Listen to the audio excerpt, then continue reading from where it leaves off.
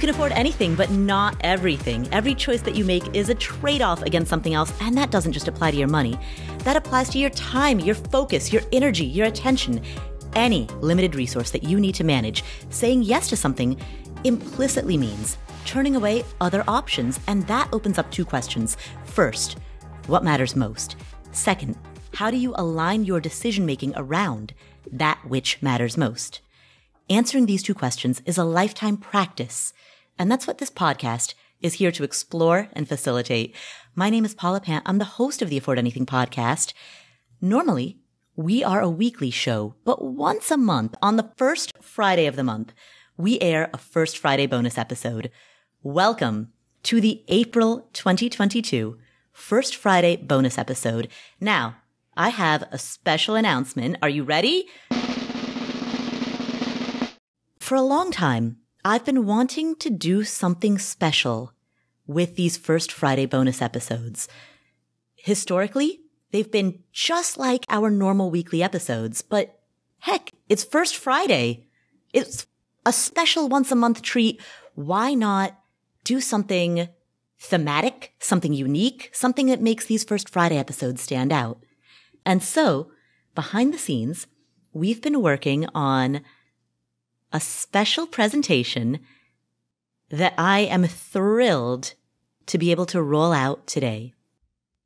With me to talk about this new special series that we're kicking off in today's First Friday episode is Suni Rao, my esteemed teammate and the muscle behind Afford Anything. Hi, Suni. Hey, Paula. How are you? I'm great. How are you?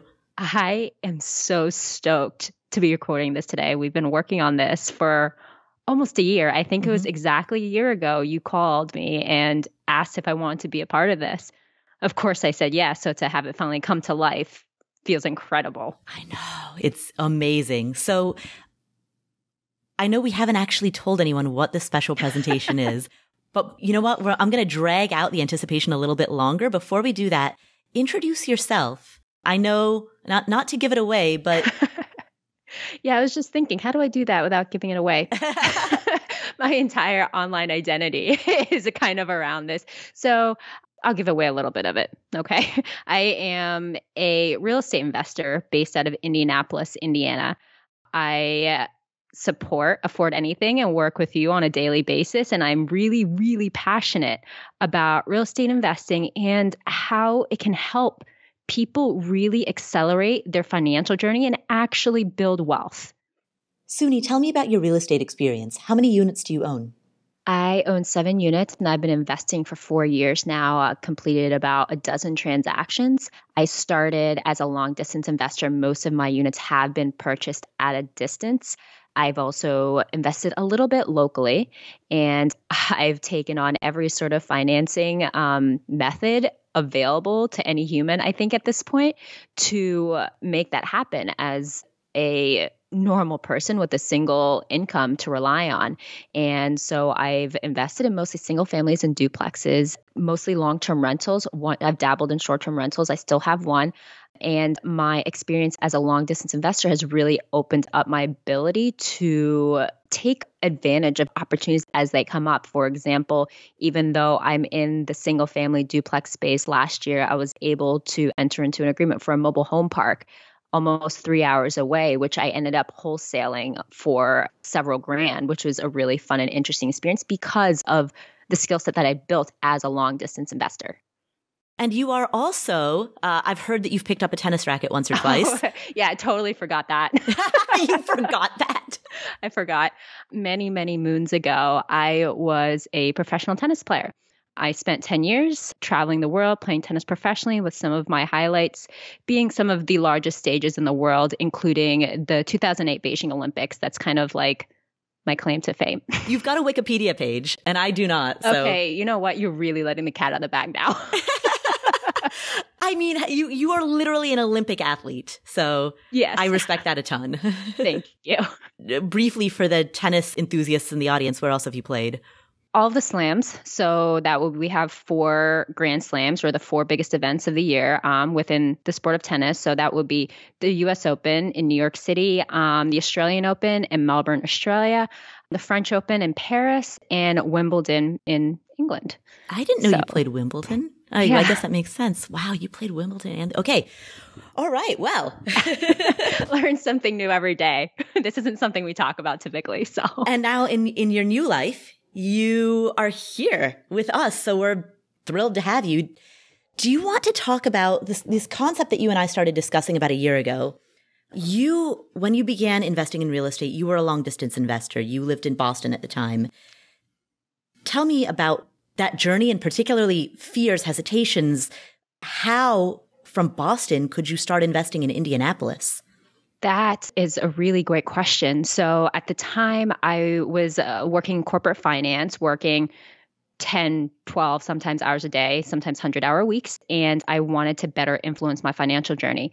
I found real estate investing, but I was so priced out of the market in Boston that it wasn't even funny. I would probably have to save 10 years to buy a single property.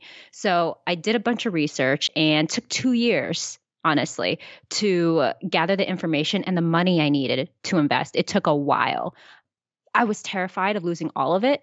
I didn't have a background in real estate investing. No one I knew was doing it. The few people who I told at work doubted my ability to do it openly. And overall, it was just terrifying to spend years of your life working for this little nest egg and then to dump it in a place you don't even know and don't have like friends or family and people who you truly trust and are able to lean on emotionally and financially, right?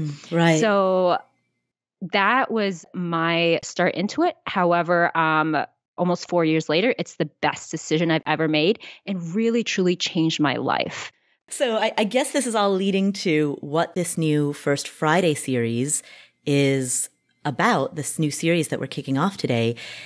The inception of the idea, it came from, we've got this course. Afford Anything has this course called Your First Rental Property. And we've had a couple thousand students go through it. And the most common situation that I encounter is that most of our students live in high cost of living areas like Boston, New York, Seattle, LA, and they want to invest in real estate, but they know that they most likely need to do it long distance.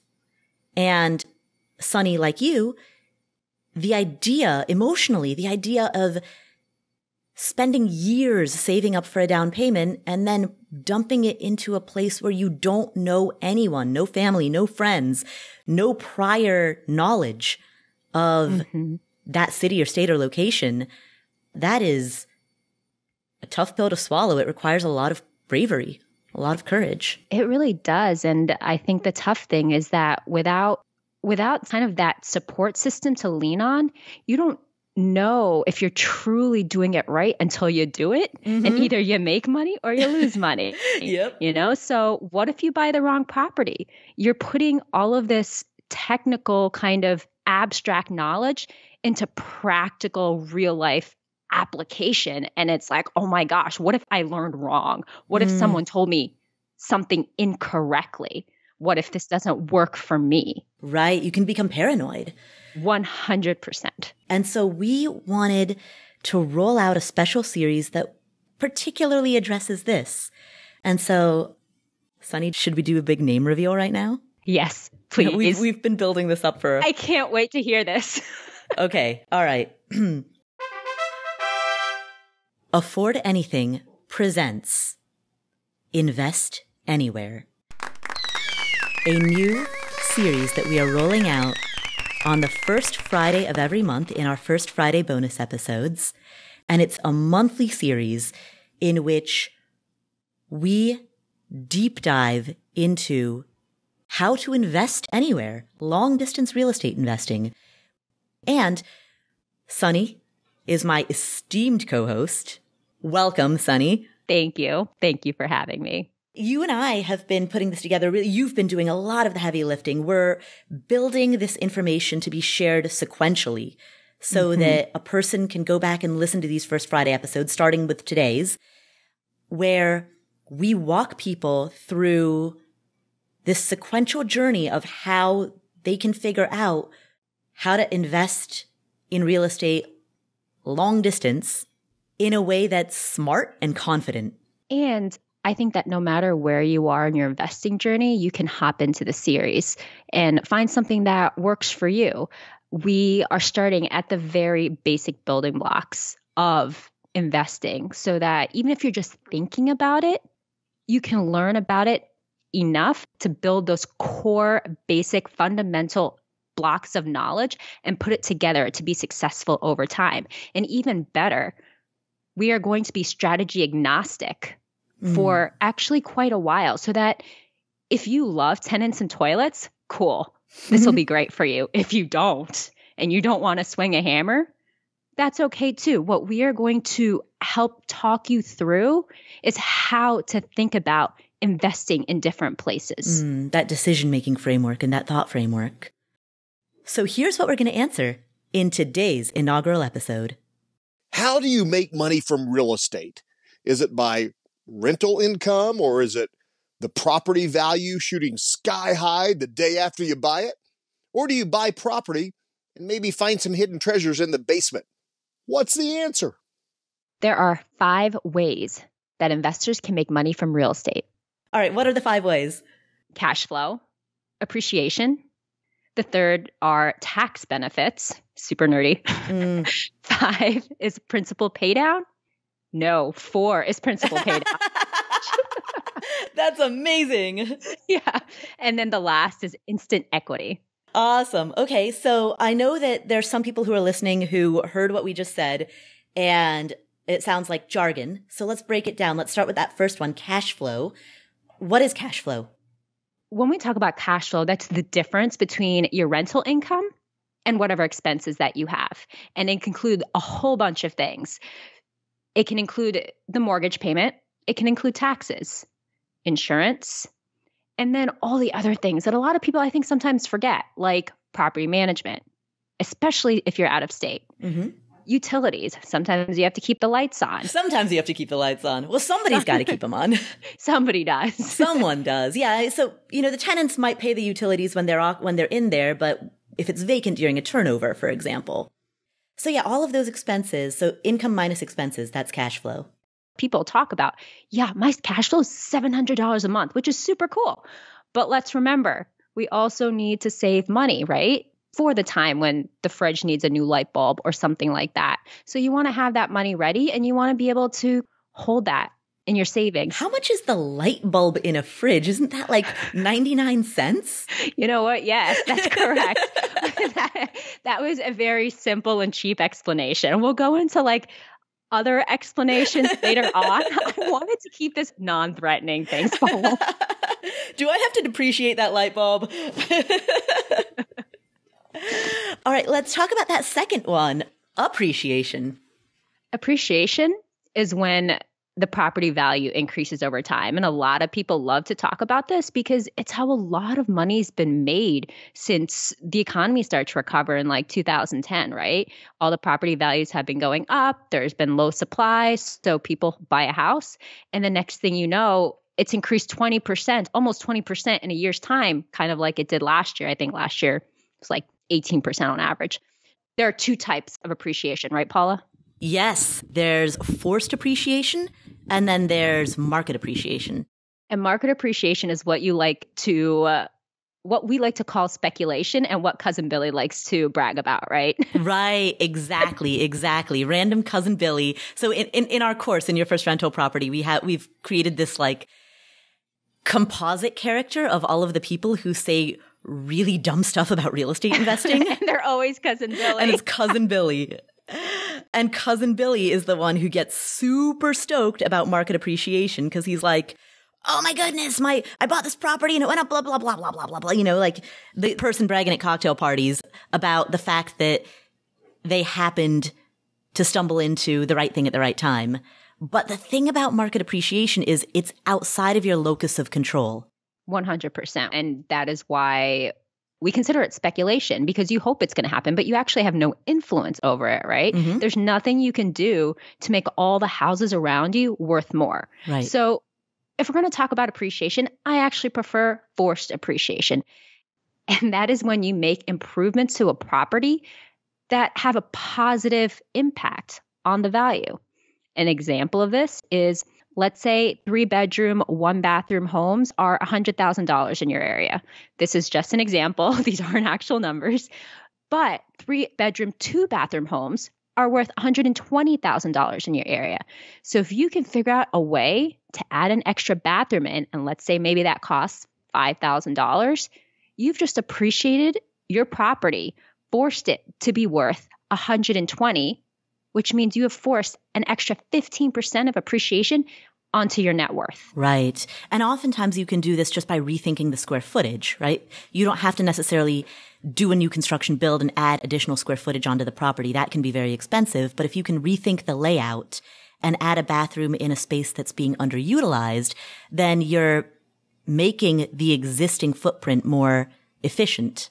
Yes, and even adding a bedroom like you did in one of your properties when you started investing, right, Paula? Right, exactly. Yes, I took a 2-bedroom and turned it into a 3-bedroom simply by reimagining where the partition walls would go. And partition walls, by the way, are different from load-bearing walls. They are very, very cheap to build and remove because they're not supporting the structure. They're just some studs and some drywall. Does that mean I can come in with a hammer next time you have a partition wall to remove? That would be excellent therapy. I would Instagram the hell out of that. Yes. Let's hold Paula accountable, everyone. She said yes. So let me pause here because we're talking about the 5 ways that real estate makes money, right? Cash flow, appreciation. We've talked about those 2 already, and we're about to talk about tax benefits, principal paydown, and instant equity. That's what's coming next. But let's pause here. Given that the topic is long distance investing, why are we discussing something that's so general as part of our inaugural series? Because certainly everything that we've been talking about applies also, even if you're house hacking or investing in your hometown. It's really important to understand the levers that you can pull when you invest. And I think that there are things that even more seasoned investors sometimes forget about. For example, last year I sold a property and I actually totally forgot about principal paydown in terms of being one of my like make my bank account happy kind of levers, you know? So I think it's really good to, if you already know this, it's awesome to have an refresher. And if you don't, these are the pieces you should be aware of when you're investing. So in other words, it's that foundation that all investors need to start with and need to revisit, regardless of whether you're investing locally or out of state. And as we get later into the series, we'll relate these concepts specifically to out-of-state investing. 100%. All right, let's talk then about the third of the 5 ways that real estate makes money, principal paydown. Principal paydown is the amount that you owe on your loan reduced by each payment that you make. The great thing is that if you have a rental property, the rent that you get from the tenant, part of that goes to pay down that loan. So over time, the total amount decreases. And when you get to the point where maybe you want to sell the property, you get all of that money back because now you owe the bank so much less thanks to your tenants paying down that loan for you. And so when people say, hey, I've got this rental property, but the cash flow is only $100 a month or $200 a month. I mean, sure, maybe the cash flow is kind of low, but the total wealth building is that cash flow plus the $800 a month in mortgage principal that their tenants are paying for them, plus the appreciation and the instant equity and the tax benefits. Exactly. And that $800 a month, if you hold it for 5 years, you get all of that money back when you sell it. Or if you decide to hold on to it long term, eventually the loan gets paid down. And then the $800 a month that's going to pay down the principal just comes directly to you because you've paid the loan off courtesy of your tenants. Yeah, and I know that that's been, because it's invisible, it's often overlooked. We tend to, like our cognitive biases tend to overemphasize what's salient. And by we, you mean me, right? No, I mean, generally humans, sure. You know, I hear this in the students in my course where they're, you know, they look just at the cash flow and they're like, well, I could be a server at a restaurant one night a week and make more than this in terms of cash flow. So why would I not just do that instead? And it's because there are all of these forgotten ways or invisible ways that they're not tangible, they're not salient. They show up on your net worth statement, but they don't necessarily show up in your checking account. Not right away. Exactly. And that's why investing in real estate is not a get rich quick strategy. It's very much of a get rich slow. It takes time, but the long-term benefits outweigh many other options that we have available to us. Right. Okay, so let's talk instant equity. What is that? Can you define it? Let's start with equity first. Equity is the value of the home that you actually own. Right. In excess of the loan. So basically, it's what you own minus what you owe. Let's put some numbers to that. If the property is worth $150,000 and you owe $100,000 on it, your equity in the property will be $50,000. When we move on to instant equity, that is what kind of comes into play basically on the day that you sign the papers. When I want to buy a property, I make sure I'm buying it for a lower price than what the market commands, which is what gets me that instant equity. So the day you buy the house, you get equity immediately. Yes, if you buy it for less than the market price, right? So if a property is worth $150,000 and I'm able to buy it for $100,000, that means I just had a $50,000 day by closing on the right property. And in this example, that means that $50,000 day is $50,000 in instant equity because I bought it at that price point. And one of the things later in this series that we'll talk about is how to buy properties for less than fair market value so that on the day you buy that property, your net worth shoots up. Real estate's amazing. I think we skipped one. Did we? Yeah, I was about to say, I think we skipped depreciation. We did. Yeah. we skipped the tax benefits. The tax benefits in real estate investing are huge, and they are so impactful that many people will start investing just for the tax benefits alone. There are a multitude of various types of benefits. Of the different tax benefits, depreciation is the one that we will focus on today, and that is the ability to deduct a portion of your property's cost each year on your tax return. So let's just use the roof, for example. Average life of a roof, 27.5 years. I did look this up. So let's say you just wanted to deduct the roof. The IRS would let you deduct 1/27th and a half of the value of the roof from your tax returns. Now, to make this more realistic, let's expand the roof to everything in the house, the total value of the house, and the IRS will let you deduct whatever they consider their, you guys can't see this, I'm using air quotations, air quotations, useful life. So from your tax returns, and there's no money leaving your account, but you still get a tax break on it. Right, exactly. So every portion of the house, the windows, the siding, the roof, the gutters, all of that slowly depreciates each year. And that results in a tax break, even though you're not spending money out of pocket in a given year. And even though we know that real estate prices tend to go up long term, the IRS likes people who provide quality housing. So they kind of help us out here. Right, exactly. And a big part of the thinking behind that is that the value of any given piece of real estate is twofold. There's the underlying land, and then there's the structure on which it sits. And so the structure is depreciated while the underlying land tends to increase in value over time. And that, as an aside, is part of the reason that multi-unit properties, duplexes, triplexes, fourplexes, often tend to have better rental returns. You're consolidating multiple units of housing and increasing the density on that singular piece of underlying land.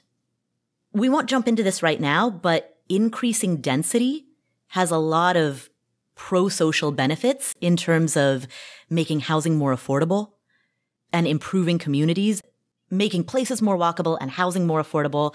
Like I'll go into my density, my soapbox later, some other episode in this series. But one of the legacies that I want to leave and what I hope to spread through rental property investing is the encouragement of dense housing units, including both multi-unit dwellings, duplex, triplex, fourplex, multi-unit residential, as well as increasing the number of bedrooms per square foot, taking something that was once a 2-bedroom and turning it into a 3-bedroom, for example. There are many social and environmental benefits to that higher density. A lot of times on the local level, there's occasionally, unfortunately, a municipal fight that needs to be fought in order to get that to happen. And that is one of the messages that I'm hoping to spread. So we'll get to that later, but how did we get to that through depreciation? I don't know. I don't know. But I actually really love that because I invest in Indianapolis, right? And a lot of the older built homes only have 2 bedrooms and 1 bathroom. How many families can that actually support? Not many. And people are going to grow out of that. So there's a housing shortage as it is, right? So if you can come in and make that more feasible to more people, turn it into a 3-bedroom, 1 bathroom, then there's more housing available that actually fits growing families. Exactly. And then when you can increase density, say put in a basement unit that is legal, has all the things that you need to make it safe and to code, then you've just increased housing supply in your area. So yeah, I 100% love this because you don't see the hedge funds doing a lot of this. It takes a lot of the grunt work that can only be completed on the local level by your mom and pop investors. And this is how we can make housing better. One of many ways we can make housing better by spreading our message. Exactly. There's a second question, a very common question that many real estate investors want answered. And this question, like our previous discussion, applies both to local and to long-distance investing. Here's how that question rolls. Okay. I'm starting to get it now. So you're saying there are a bunch of ways to make money in real estate that are legal, but how do I compare that to stocks? The reason we're talking about stocks is because that's another really popular place to park your money and invest for retirement. And we know historically the 2 asset classes that have beat the pants off of inflation are real estate and stocks. And so particularly right now in an inflationary environment, real estate and stocks are historically the asset classes with the highest likelihood to be able to beat inflation in the long term. And to do this, I think we should focus on 3 big pieces of investing. There are many more, but 3 of the biggest ones where we can compare real estate and stocks would be cash flow, appreciation, and leverage. So I think it'd be really helpful to talk about how they play out between these 2. All right. So 3 big pieces, cash flow, appreciation, and leverage. We'll talk about each of them one by one. Let's start with cash flow. Cash flow between real estate holdings and stock. With real estate, you get cash in hand in your pocket every month. You can use it however you want.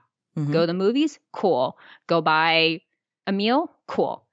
The really awesome thing is that even as you get that cash and you can spend the money that the real estate paid you, you get to keep the asset that earned you the money in the first place. You don't have to get rid of it. The underlying asset, right? Yes. Versus stocks.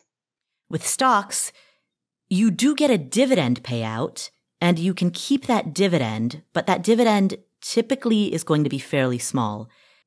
Other than dividend investing, there's no income stream that comes from stocks.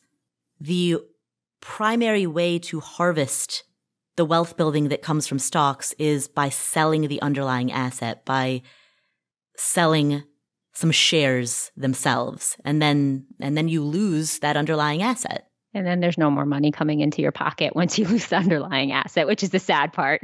Right. I mean, zooming out, broadly speaking, any given asset earns money in 2 ways. There's capital appreciation, and then there's the dividend or the income stream that pays out. And so when you compare stocks and real estate, stocks, historically, sure, they have a small dividend, but the bulk of the returns come through capital appreciation. Real estate, by contrast, is biased towards the income stream. It's biased towards that quote unquote dividend payment or that income payment. And so the nature of real estate investing, specifically rental real estate, income property investing, is that the structure of the asset class is tilted towards an income stream. And historically, that's how many investors have made early retirement possible or financial independence possible, is by tilting their portfolio towards an income orientation. And then we have appreciation. When a stock price goes down, you lose net worth. And it's probably going to stay that way until hopefully you get lucky and it comes back up. You don't really have a way to influence it, right? Right. And in fairness, we know long-term buy and hold, it will go up. It will come back. Right. If a property drops in value, you've lost net worth, but you can still make money off the cash flow. And one of the kind of examples of this was the last recession. In 2008, property values plummeted, but rents actually increased because the renter pool got larger after people got foreclosed upon and others were hesitant to buy. So the demand for the rentals actually increased. And that cash flow means you can still make money and make positive gains while you're waiting for the market to come back. Right. So in the 2008 recession, real estate investors, rental property investors who were able to hold their properties because they weren't over-leveraged, they still enjoyed cash flow monthly, and they enjoyed principal paydown as their tenants paid off their mortgage for them. And then they were able to wait it out. And of course, if they're buy and hold investors, which I encourage a buy and hold investing philosophy, we all know what happened next over the next 12 years, 14 years at this point. It's 2008, 14 years ago? Yes. Am I doing that math right? I believe so. Yep, 2022. My goodness. Over the next 14 years, we know what happened. We know how it recovered. And the other thing that we really like is that you can actually have a positive influence on appreciation by utilizing forced appreciation and knowing your market. On the other hand, if you buy a stock, unless you know how to get on the board of that company, it is really hard to influence that stock price. Exactly. And maybe it still is really hard. Well, and that's why I say what I love about real estate investing is that it's a hybrid between owning a business and having an investment. Because when you own your own business, if you're a small business owner, you have autonomy and authority over how that business is run. And you can make decisions that, for better or worse, improve or detract from the value of your business. That power rests in your hands, and that responsibility rests in your hands. When you own equities, there's nothing that you can do other than rebalance your portfolio, shuffle your asset allocation, maybe tweak your asset location a little bit in terms of which accounts hold what. Otherwise, there's really nothing that you can do to improve your performance or your returns. I like to redefine FIRE, the acronym FIRE, as F, financial psychology, I, investing, R, real estate, E, entrepreneurship. And I think it's symbolically significant that the R of real estate is in between the I of investing and the E of entrepreneurship, because I do see it as that perfect Venn diagram intersection between the two. That's very poignant. I love that. So in terms of how stocks compare with real estate, we've talked about cash flow and made the comparison. We've talked about appreciation and locus of control, and we've made that comparison. The final piece is leverage. Suni, do you want to talk about leverage and how leverage compares when it comes to leveraging stock trades, i.e. buying on margin, versus leveraging into real estate? Let's talk about how lenders classify mortgages, aka the leverage that is used to buy homes in the real estate market. There are 3 different ways that lenders classify mortgages. One is primary or owner occupant, and those are for the homes that the people that you will live in for however long you hold the home. Then we have second home mortgages, which a lot of people use for vacation homes when they want to get away for a little bit. Lastly, and the one that we will be focused on, are investment home mortgages. So if you think about mortgages on kind of a spectrum, lenders classify mortgages based on use because primary homes, they want people to buy homes to live in. And these usually have the smallest, I should say, down payments and the lowest interest rates to help people. At the other end of the spectrum are investment homes. And these have typically the highest down payments and the highest interest rates. The banks charge more basically for the investment homes because you're using their money to make money. And this is where long distance real estate investing comes into play, because if you're buying a home for investment purposes and you need to have 20% of that down payment ready, 20 to 25% of that down payment ready to buy a home, it makes a big difference whether you're buying $1 million duplex in Boston versus $150,000 duplex in Kentucky. And so lenders classify mortgages based on use, primary home versus second home versus investment. How else do they also classify mortgages? This is an awesome question because they also classify mortgages based on duration and term. Those two pieces, the duration and the term, will impact how much you pay each month and whether you'll be able to make a profit if you rent out the property. So what are examples of duration and of term? We'll start with duration. What are examples of different durations of loans? Duration of loan refers to how long the loan lasts for. Sometimes you'll have a 15-year loan. Nowadays, there are even options for 20 and 25-year loan periods. My personal favorite is the 30-year loan because if you buy a home and you have it paid off, or you're planning to pay it off over 30 years, that's when your mortgage payment is the lowest typically. Right. So that allows for an easier arbitrage opportunity between your mortgage payment and the rent you will collect. Right, right. And of course, duration also does affect interest rate.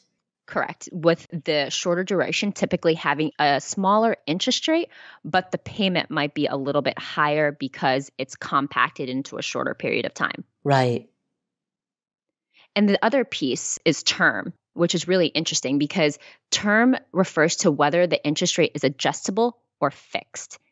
If it's fixed, that means that for whatever time period, the duration of the loan, you agree on one interest rate.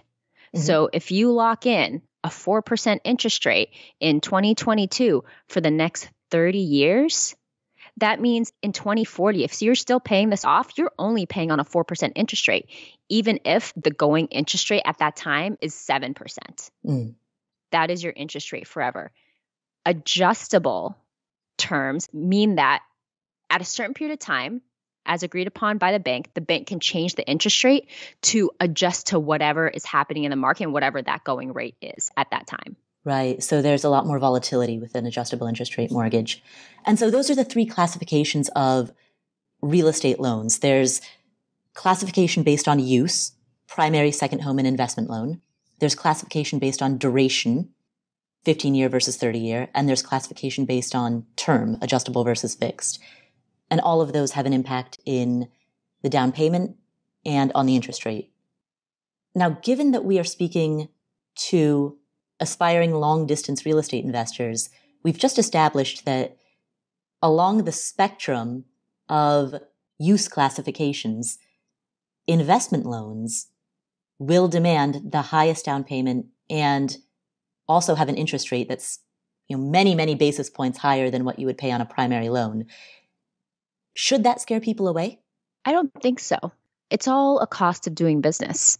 I think that when you run your numbers, when you try to understand whether X home or X asset makes money, you just want to include the assumptions for that mortgage if it is a little bit higher. It's all about the money that you can make, and there is a way to make it. So that would just be included in the overall assumption. So the emotional hit of having to pay a higher interest rate when you know that you could get a primary at a lower rate is just an emotional hit that you have to bear so long as the numbers make sense on the spreadsheet. Yes, exactly. It's all about the numbers when you're trying to assess that piece. But Suni, I think the notable thing is that banks recognize that long-term real estate investing is low volatility enough that they are willing to give 30-year fixed rate loans to buy and hold investors. They're classified as investment loans, sure.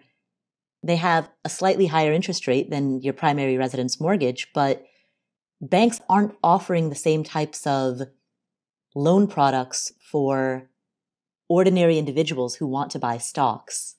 If you try to do that with the stock market version of a bank loan is buying stocks on margin, which is so much riskier than taking out a home loan.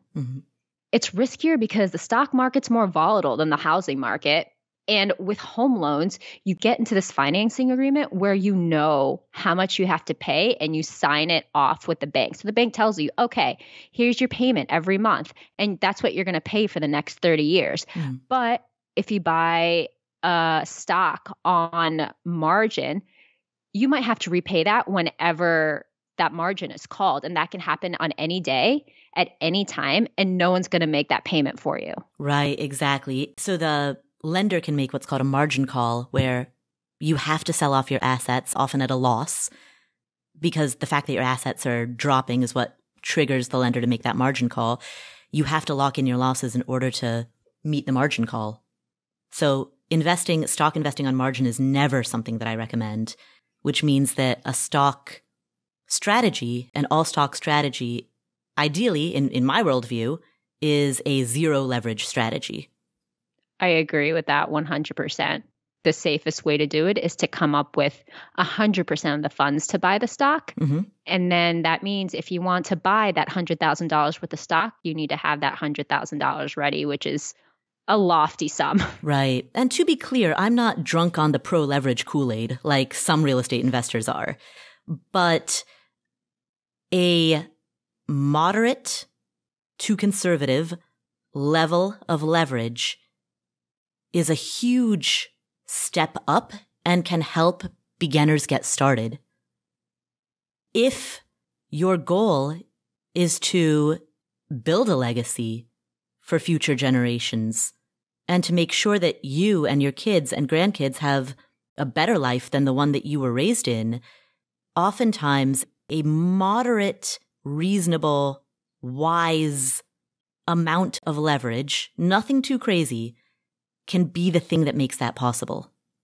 And carefully calculated, I think, too. Yeah, knowing exactly what goes in and what comes out, which kind of brings us back to the cash flow component. You know, when you're looking at an investment and you're going to take on leverage, it's not enough to look at, hey, they're paying me $1,000 a month and my mortgage is $950. I'm great. I'm on top. Right. Yeah, exactly. You need to know how to run the formulas, run the spreadsheet, make the calculations, do projections so that you know property by property what's a good idea and what ought best to be avoided.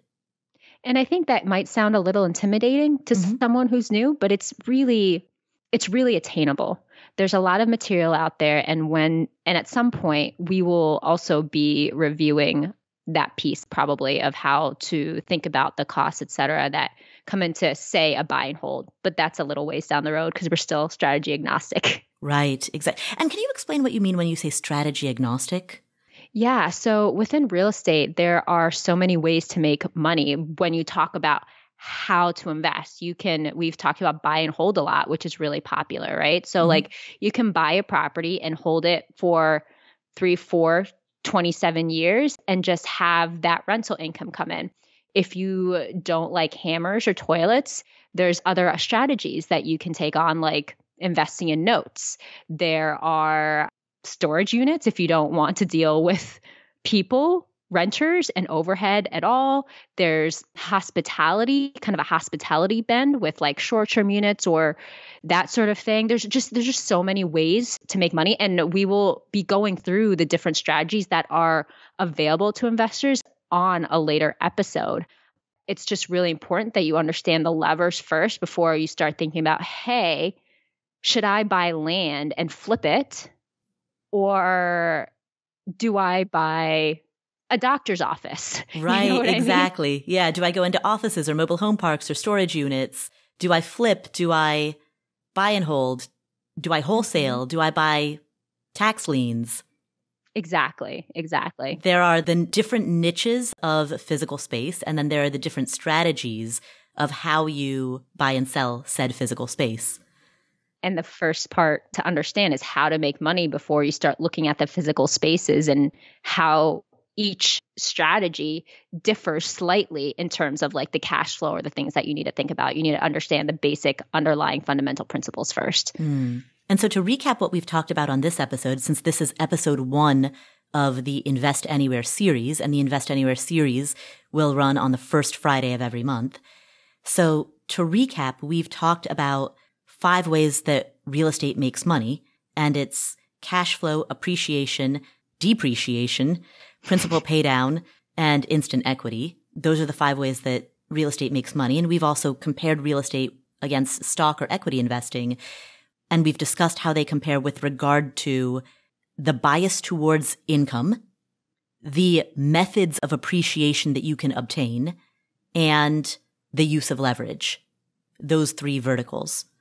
To clarify, we also strongly believe in diversification. So at no point are we just saying real estate is the only way to go. It's really important because if a single market has a rough time, other non-related investments can help ride it out. So we just wanted to make sure that we share the options of long-distance real estate as part of a diversified and balanced portfolio. Exactly. Earlier in this episode, we established the 5 ways that investors can make money in real estate. I'd like to relate that knowledge to the selection of cities or towns from the perspective of a long-distance investor. So if you live in a high-cost city, you live in New York, LA, and you've learned about the 5 ways that you can make money in real estate, and that sounds all well and good in theory, but you don't know how to apply that to picking a city, that's what we're going to discuss next. You ready, Suni? I'm ready. As you and I, Suni, have been talking through this behind the scenes, we've come up with 4 different overarching classifications of cities and towns. The first are large, stable cities that have diversified economies, such as Austin, Texas. Mm-hmm. You know that that's a city that's going to hold its value, but if you are a rental property investor, you are priced out of it. The cap rates, the price to rent ratio, none of it works in Austin. And if you're looking for cash flow, it's really hard to find. Exactly. What is good about a place like Austin is if you are an investor who is looking for maybe a legacy property that you can pass off to the next generation and will hold its property value and continue to just be a strong asset, a place like Austin would be a good option for the property value appreciation play because of the diversified economy, because of the growth. Right, exactly. And so as a real estate investor, if you're trying to play to a little bit of both goals, you want some cash flow, but you also want stability and appreciation. The age-old question, the trade-off. Right, exactly. In that event, the thing to do would be to look at outlying areas where people who are getting priced out of Austin are starting to sprawl into. So Bastrop, Texas. For example, I've got a few friends who invest in Bastrop, and the market appreciation there has been relatively strong, largely fueled by all of the economic activity in Austin. And so to relate this back to the 5 ways that you can make money in real estate, if you're looking for a place that has potential for market appreciation, the outlying areas outside of a high-priced city that are continuing to grow and getting population spillover from people who are priced out of that city, those are the areas where you're likely to get market appreciation coupled with the stability of being relatively close to a major city. And an entry price point that is feasible for an early investor. So that is one of the 4 classifications of cities that you and I have come up with. These large, stable cities with diversified economies that have opportunities in the far, far outreaches, the far outlying areas. The second classification are also large, stable cities with diversified economies, but these are places where the price to rent ratios are still landlord friendly. Indianapolis is a perfect example. And probably because these cities haven't grown yet to the point where they could compare with something like in Austin, Texas, where they have as many employers, as much diversification opportunities. It's not as, air quotations, hot. Do you think a place like Indianapolis would be better as a cash flow play or a market appreciation play? I've been able to experience both in Indianapolis. I think with the market getting hotter, it's been a little bit more difficult to get those cash flow plays, but they're still around. It is slowly, I've seen more growth in my portfolio due to appreciation than cash flow in these last 2 years, especially.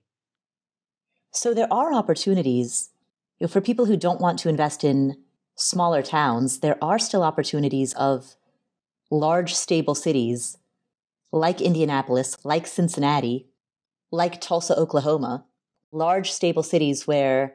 You can still get a little bit of both. Exactly. And be closer to the action. Yeah. That hybrid of cash flow and market appreciation. Now, by contrast, the third classification are locations that are pure cash flow plays, and those locations tend to have a declining population. So Montgomery, Alabama is an example of this.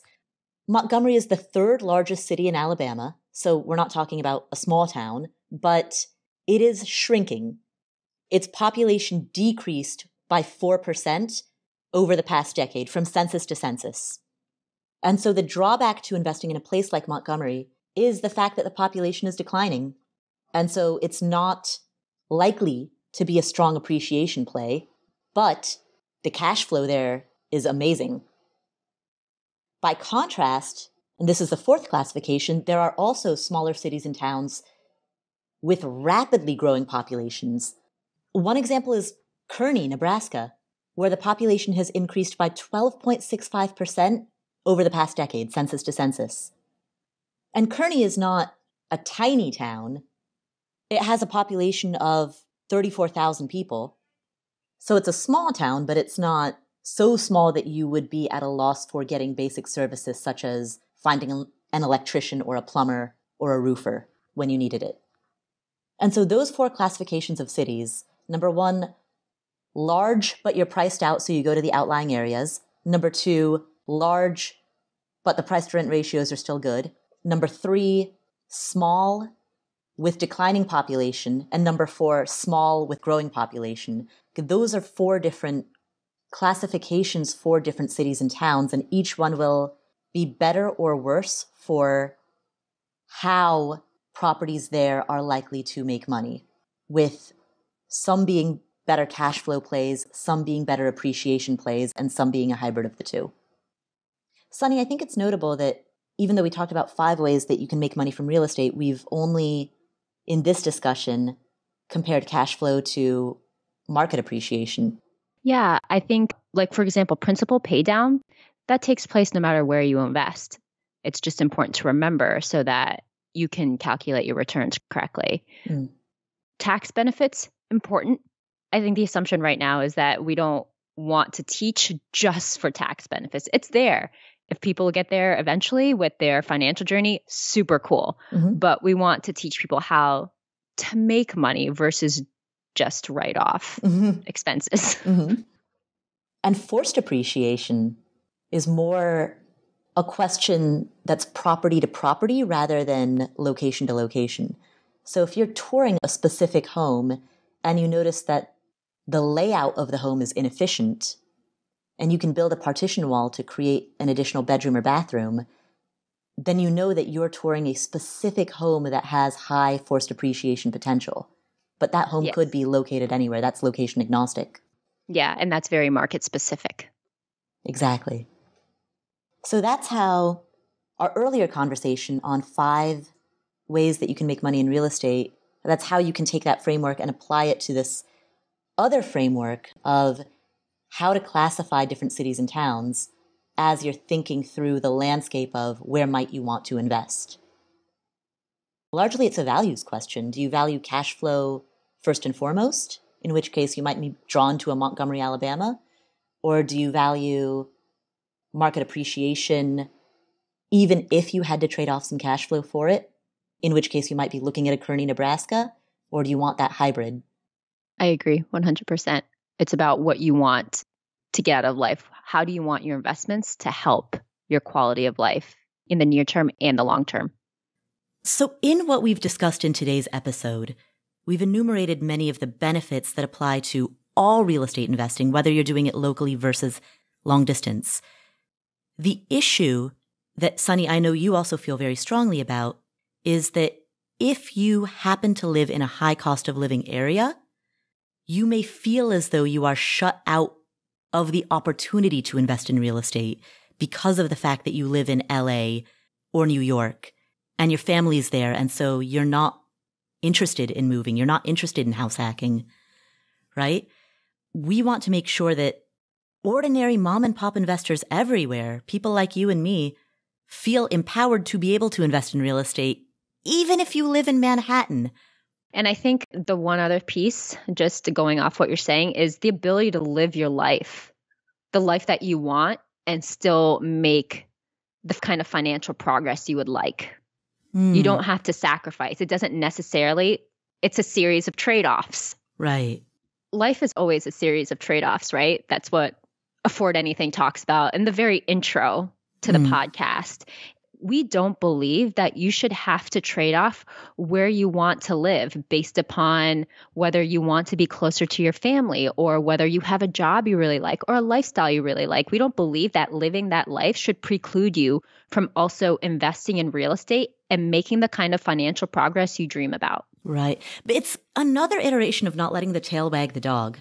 If you're making a decision that is so fundamental to your life as where you live, if you're making that purely for financial reasons, isn't that a little bit letting the tail wag the dog? And I say that as somebody who has made that mistake, where I've let reason and logic overpower what I actually wanted. I would rationalize and justify to myself that this decision to live in a certain place made sense, and I'd have a long checklist of reasons why it made sense, but at the end of the day, it wasn't what I wanted. And ultimately, it was, in the long term, more expensive to undo that and restart my life elsewhere.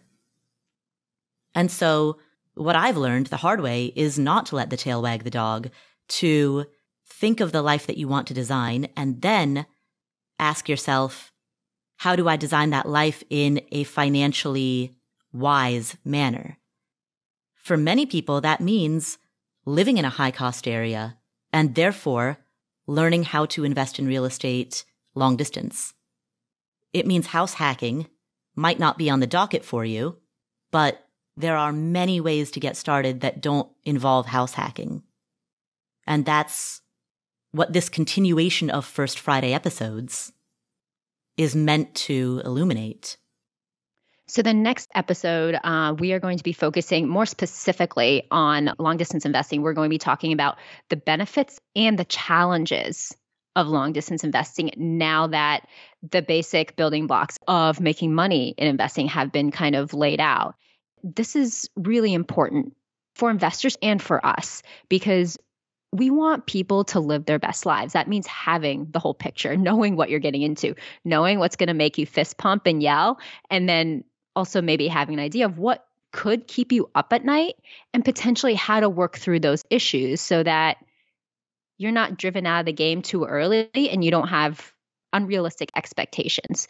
So we really hope that people can tune in to the next episode, which will be the first Friday of May, to further their journey and continue exploring the possibility of investing in real estate at a distance. Well, thank you for tuning in to this special First Friday bonus episode, which is kicking off this new monthly series. So once a month on the first Friday of every month, Suni and I will be co-hosting these episodes on real estate investing long distance through this new series that we're calling Invest Anywhere. Please share what you think. Do you like the series? Do you have questions?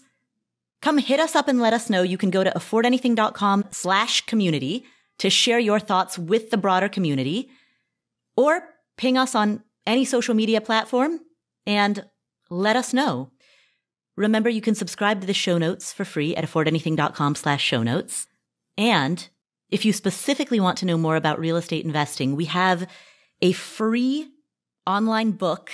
It's called 7 Expensive Mistakes That Real Estate Investors Make. You can download it for free at affordanything.com/mistakes, which is kind of a funny URL to give to something about real estate investing.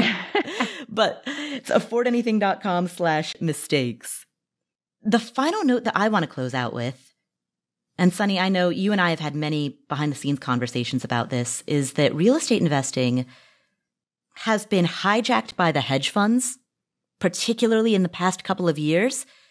Suni, when did you start investing? What year? 2018. 2018. So you came into the scene right around the time that the hedge funds also... Yeah, the first house I moved into that I bought in Indianapolis, a lot of the houses in the neighborhood were owned by a very well-known hedge fund.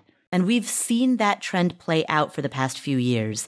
I started noticing it during the Great Recession, but it's amplified in the past few years as stock valuations have grown high and hedge funds have looked to other asset classes. Many of them have moved into rental property investing in low cost of living or moderate cost of living areas like Indianapolis.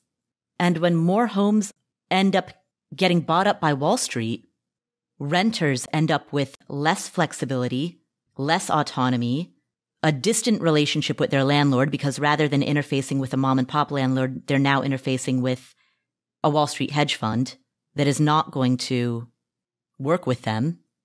So it's bad for renters, and it's also bad for ordinary middle-class investors, mom and pop investors, who want a small portfolio of income properties, maybe 3 or 4 or 5 properties, to help round out a well-balanced and diversified retirement portfolio. And so that's a big piece of what inspired us to make this. We want fewer homes owned by Wall Street and more owned by ordinary mom and pop investors. Like us. We have the ability to make decisions that aren't governed by an algorithm. Mm-hmm. If anyone who's lived in a big apartment complex has probably experienced this at some point or another, where you can't really have a conversation about rental increases or any flexibility in your lease. Mm-hmm. Whereas if you're not dealing with a hierarchy of employees and math formulas, and you are able to reach the landlord or one step from the landlord, there's the ability to have those conversations, which really help also better people's lives. It takes away some stress, some of the financial pressure. Sometimes it's just a different and better business model for the people. Exactly. And that's what we're hoping to create and encourage. Thank you, Suni, for co-hosting this First Friday series with me. Thanks so much for the opportunity. It's been a blast. And thank you all for being part of the Afford Anything community. This is Paula Pant. You're listening to the Afford Anything podcast with our new First Friday special presentation, Invest Anywhere. I will catch you in the next episode.